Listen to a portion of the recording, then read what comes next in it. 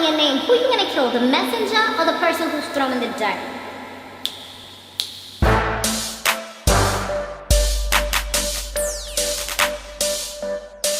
Hey, Samore Love Bugs. You have now tuned into my Mob Wives season 6 recap. Guys, be sure to subscribe if you have not yet done so. Also, be sure to share this video wherever you like to share videos. And don't forget to give it that good old thumbs up. We are back with Mob Wives. I'm mostly going to be recapping episode 2 because, to be honest with you guys, my DVR did not catch it. I was on Twitter like, why does it say episode 2? I thought that, because sometimes my DVR messes up and it will say like some random number. So I thought that that's what had happened. But no, good thing I did tweet it out because people were like, there was one that started at 8 o'clock. I didn't even know it started at 8 o'clock. I honestly thought the Mob Wives started at 10. So I was like completely off. But luckily my DVR did catch it for 9. And I caught on late. I just kind of like, you know, caught up on it and skipped through the commercials. But yeah, I didn't know there was an episode 1, so I kind of missed that. I'm actually gonna watch that once I finish with this, but I have a schedule that I like to follow so that I can be asleep by 2 a.m. since I have to wake up at 6 a.m. So it wouldn't make sense for me to do the part 1. But if you guys, you know, saw something in part 1 that you'd like to talk about, then feel free to talk about it down below. Also, like I said, did I say it earlier? I don't even know because I was cleaning my glasses. Check out my other channel, Samore Love TV, because that's where I have my Love and Hip Hop recap. Alright, so let's go ahead and start off. Renee and Drita, they were the first two to kind of meet up. They looked like they were having lunch or something. And Renee just kind of tells her about, I guess, the event from the previous episode that I didn't see, where they went on a little, like, you know, the Mermaid parade here in New York City. They have it in Coney Island. I guess they did something like that. And Love and Carla, they rekindled their friendship. And they kind of threw Drita's name under the bus. Well, it was actually Love that did that. She said, she pretty much told Carla that it was a setup. And Drita told her to do it or something along those lines. And you know how Drita is. Drita's like my favorite out the show, to be honest, because she's just so, like, she's a hothead, and I like how she says like exactly what's on her mind. I feel like she's the realest out of all of them, because if she got something to say to you, as far as what I've seen, it looks like she pretty much tells you to your face. So I like that. Yeah, so she tells her that. She relays the information as far as what went down with those ladies. And Drita gets upset with her too, because she's like, did anybody defend me? She was like, no, not really. They was just talking. And she's just like, you know what? You're all garbage, and I'm not going to talk to any of you guys. And she was saying that she didn't really like the fact that Renee even repeated it. That part I felt like, I know that she doesn't really like when people repeat stories, but then again, she also doesn't like you to hold it back. So that right there is kind of confusing, because I've seen her have a situation like that, I think in the last season, where she was upset that somebody had mentioned something, but then it's like you also get upset if they don't tell you, so, and you think they're not a good friend. So which one is it? Sorry, you guys. I kind of have a sore throat still. So then we met a new young blonde hottie. Her name was Brittany Foggarty. I think her dad cooperated with the feds or something like that. So you know how Renee is. She don't like her because of that. But I'm like, at the end of the day, you got to give people chances. You can't just not like somebody because of something that their father did. This is like the second time she did something like that, which is, I feel like it's stupid. At the end of the day, I don't even think she should like Karen if that's the case. If you want to pledge, oh, I don't like you because your dad cooperated, this and that, then she shouldn't even like this chick, because didn't Karen's father do the same type of thing? I don't really remember the story like that. It's a little faded in my memory, but I think that that was the case. So if that's it, like, how is that your close friend, your bestie, the person that you always hanging out with? So she seems like she has a little mouth on her, and like she's able to handle her own, which is pretty cool. You know, she seems like a blonde Barbie type, but then when she talks, you can kind of tell that she can handle herself. Karen, Carla, and Renee, they meet up to kind of catch up on their stories. Karen, she says that she hasn't spoken to her promoter boyfriend, Storm, in a while. I wasn't really too fond of Storm from the last season, so I could care less about him, to be honest. He seemed like a douche from when the whole situation happened with the chick, and then, oh, it wasn't me. He tried to pull the shaggy on him real quick. I don't know. I'm not too convinced with his story. Tell me anything and expect me to believe it. I mean, she pretty much like caught him red-handed. And if your boy is your boy, he's going to cooperate with your story. And he's going to, you know, he's going to back you up so that you don't get in trouble with your girl. So I don't even trust none of that. But she was nice enough to give him another chance. But,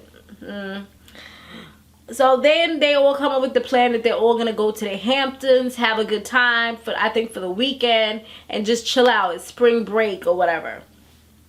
Renee, she goes to see this other new hottie that's going to be on the show, and her name is Marissa. Marissa, her boyfriend was involved in the whole lifestyle, so that's how she's involved. Plus, her father is Italian, her mother's Chinese, which is a pretty cool mix. To me, you don't even really see the Asian, well, I don't really see the Asian that much, but I kind of feel like she has a little bit of an exotic look. Straight off the back, I probably wouldn't have been able to pinpoint it. I probably would have said maybe Persian and white or something like that, you know? But yeah, she's Italian and Chinese. And she's another one. She seems to have like a pretty mouth on her, but she seems a bit uppity. Like she thinks she's all that in a bag of chips. Kind of like the other one. Of course, her name kind of skips my mind at the moment, but y'all know who I'm talking about. The one that didn't want to fight, but she had the biggest mouth ever. Oh my goodness. Big Ange and Drita, they meet up now, and they're kind of catching up about the whole Mermaid party incident. And Drita is like, all the girls are fake. Karen's fake, Renee and Carla. And if they have anything to say to her, then they each need to come one by one and come into her face and say what they gotta say, and that's it. She was like, she's not dealing with none of them. Big Ange does tell her that she's going to the Hamptons, but she was like, you know what, you deserve it, go ahead, have fun. And you know, I feel like that's just messed up, because at the end of the day, Drita was one of the originals. She was an OG. So it's like, what are y'all doing? Y'all bring all these new chicks into this, taking them to the Hamptons and all that, but you leaving the person that was ride or die with you guys from the very beginning at home. You don't even give her an invite because, well, I guess it's because it's Carla's trip. But Carla doesn't even know the real story. I don't know. It just seems so stupid to me. It's so high school. Like, I wouldn't want to hang out with none of them. Like, I'm the type that once you act a little funny, like, we done. I mean, at the end of the day, they got to film a show together, so they can't be done with each other. But yeah, I don't like phoniness. I don't like people that's going to smile in your face. Like, I've been through that back in the days, and I'm just like a grown woman, and I'm just over it. And these women are grown women. Like, I couldn't, That's why I don't have too many friends that I hang out with. Like, I don't have any cliques. I don't have too many people that come to my house or hang out with me or anything like that because of situations like this. Like, I don't have time for it. I don't want to deal with it. I don't like the whole he said, she said BS. So Karen, she goes to see Storm, and Storm, she starts talking to him about the whole relationship, and he's just like, nah, I'm not doing this. I don't want to do this right now. I was like, oh, hot diggity dog, my brother. What you don't want to talk about your relationship? That's why. But you want to be on the show, don't you? You want to get them checks, so you better talk, boy. He's like, nah, the only thing on my mind right now is money. Money's on my mind. And she was like, well, you know what? That I'm making the right decision. Supposedly, she's probably leaving, but I don't know. We'll see what happens.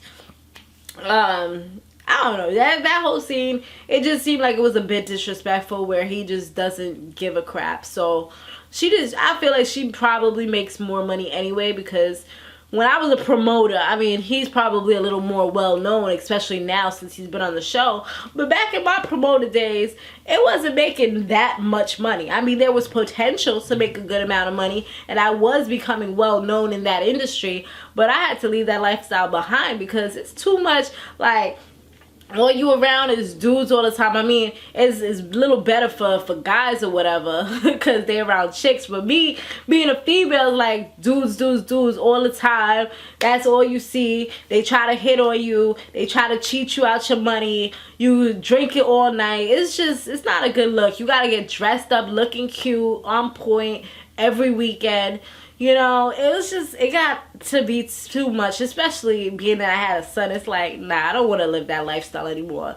And I end up also spending a lot of money because to get there, at that time, I didn't have a car yet. So to get transportation, I wasn't taking the trains and buses late at night. So cabs all the time. It could be expensive. But that was the lifestyle he's living. But like I said, it could be lucrative if you have a good clientele, if you're well known, and he's probably more well known now, so he probably making something. But I'm pretty sure she's making more than he does. So she can do what she gotta do. Go open up your businesses. Go ahead with your marijuana business if she's still gonna be doing that. And just, you know, go forward. You can do much better, you know, at the end of the day. So they were all headed, after that, they were all headed to the Hamptons, minus Drita, the new chicks and everything. And Marissa, she's just like negative Nancy. That's the way. I don't know if the edits are making her look that way or what, but every time they show her, it's like she either like has a sour lemon face, or like those are the type of people I do not like to be around. Like, I do not like to be around anybody who's just bringing negative vibes, bringing down the spirit, and just making you feel like, because I'm one of those people, I'm really into energy, and when it's negativity, when it doesn't feel right, it just brings me down, and I will just like, you'll be dead to me for like the whole time that we there, just because I don't like that. Like, I'll try to talk to you maybe once or twice the most, and if you still got that nasty little attitude, I'm done, because you're not gonna bring me down. So anyways, yeah, it just kind of looked like she had like a sour face throughout the whole thing. She's like looking around like, I don't even know why they so excited, because this is like a cabin in the woods. I'd rather be at the Ritz. Like, ew, stank. You know, stank. What happened to being appreciative?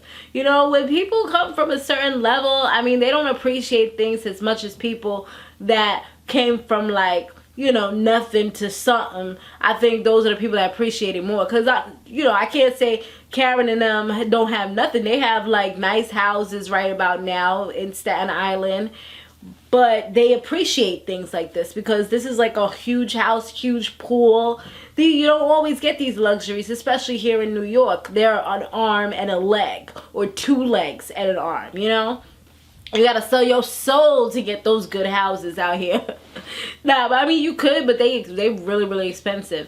And to have a pool of that magnitude, it's like, you're not even gonna get to utilize it the way other places would be able to utilize it, just because of the weather and things like that. Because the weather, you have winter, you have all these elements, as opposed to if you were living in maybe California or Florida or something where you'd be able to actually use it more.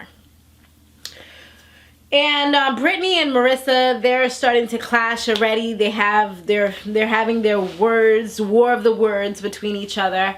And then Renee, she goes into the commentary talking about, I don't even know why Brittany is going off like this. I'm like, what you mean you don't know why Brittany's going off like this? The only reason why she said that, she's talking about Brittany's going too far. No, Brittany's not going too far. I didn't feel like she was. I felt like Brittany was justified with everything that she was saying. I felt like Marissa was the one that was like super negative. And she's like judging all you guys, like behind the scenes. Maybe y'all didn't hear her, but at the end of the day she was. Because she's like, oh, I'm not going to be a lush and this and that. Like, all you guys are talking about, you want to turn up and drink. I don't think, I don't know if, if Renee was able to, because, you know, she had her addiction problems. But everybody else was like turned it up. And it was almost like she was like looking down on them. And I feel like the only reason why Renee is even saying that towards Brittany is because she doesn't really like her. Another thing too is that everybody was talking negative about Drita, well, except for Big Ange. And Brittany was the only one that was defending Drita, even though she don't even know Drita from a hole in the wall. It's crazy how that's the one person that's defending her, you know. And I think Big Ange had said something too. I can't really remember because I was like multitasking at that moment. But yeah, she was like the main one, and everybody kind of looked at her like what are you talking about? Like, where you came from? Do you even know her? Like, what? You know, even Big Ass, who kind of had that face like what? You know.